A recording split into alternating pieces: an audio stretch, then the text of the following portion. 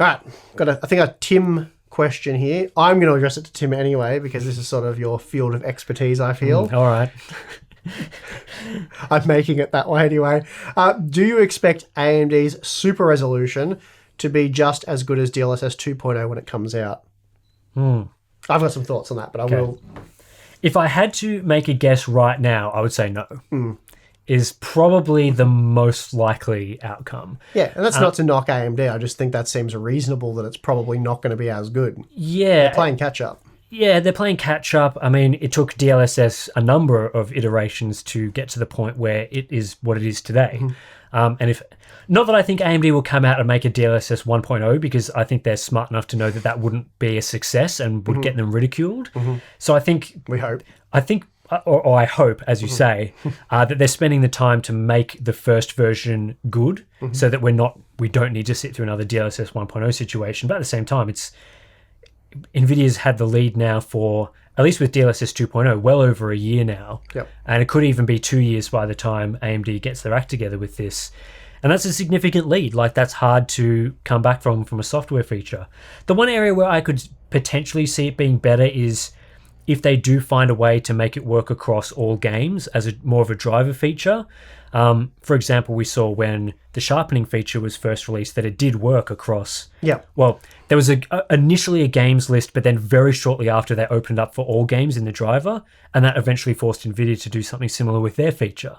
So I think AMD tends to have more of a focus of trying to get that sort of thing working, like trying to get it work across all games, and that would make it a really killer feature, even if it wasn't quite as good. That's right. We're asking a lot there. Well, yeah, we don't even know if it's possible. That's right. But yeah, that would be a way of not necessarily making it better in terms of how it works in terms of image quality, but how it's supported. So there are definitely areas where they can easily, well, I shouldn't say easily, how should I word this? Improve upon what NVIDIA's done, because NVIDIA's implementation is still... It's still fairly limited, though. Again, they are gaining a lot of ground there with native support with game engines and stuff like that, which is obviously going to help DLSS be supported much more widely than it currently is. So, and again, that's years of them making progress to get to that stage.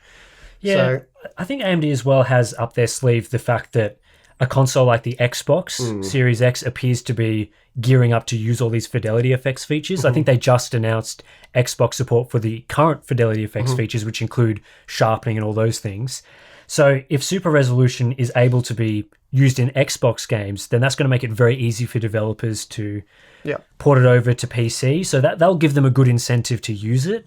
It's always very difficult, especially for AMD, to get their unique features in games. NVIDIA, they have many more resources as a company, so they're able to, include it in Fortnite and Call of Duty and all the big titles, whereas AMD might find that a bit difficult at the moment. So there's a number of ways where there are paths in for AMD to make ground in this area and ways to improve upon what DLSS is offering. But again, it's who knows what the execution's actually going to be like.